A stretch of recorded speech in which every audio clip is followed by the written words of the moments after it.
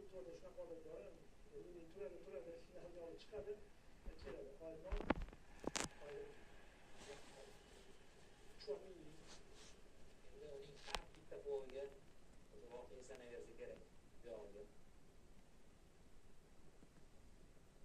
Valverdening yo'qligi juda qiyoslashsam boshqacha bo'ladi. Yamal yo'qdek gap.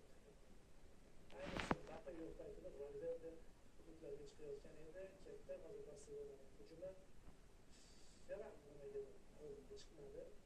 O'rtada to'pni so'radi. Rashford qaytaryapti. Havodan to'plar uzatyapti. Rashford ko'proq futbol o'ynashga to'g'ri kelyapti. Qoidabuzarlik qayd etildi. Sal qolsa penalti bo'lardi. Zo'r nuqtada. Yamal nuqtasi bu o'zi Yamal yo'q. Ketadi ko'ramiz. Usulda tushib ketsa ham bo'lardi.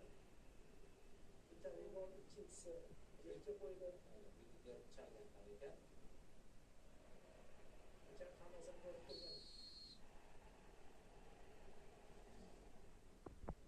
Yaxshi nuqta, Ferran yaxshi tepishi mumkin o'zi.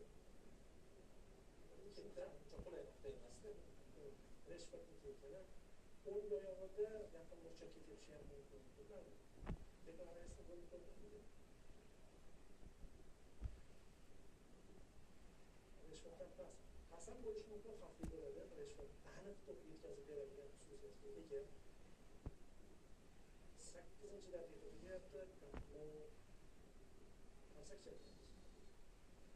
Bu qarsaklar ko'proq gol so'ralishdan dalolat beradi. Ular qo'yish mumkin, lekin aylantira olmaymiz yaqin burchakka. Imkoniyati bor, uzoqqa tepsa ham yaqin burchakka tepsa bo'ladi. Rashford ketdi. Beckham uslubida super gol. Bruno Barselona Barselona oldinda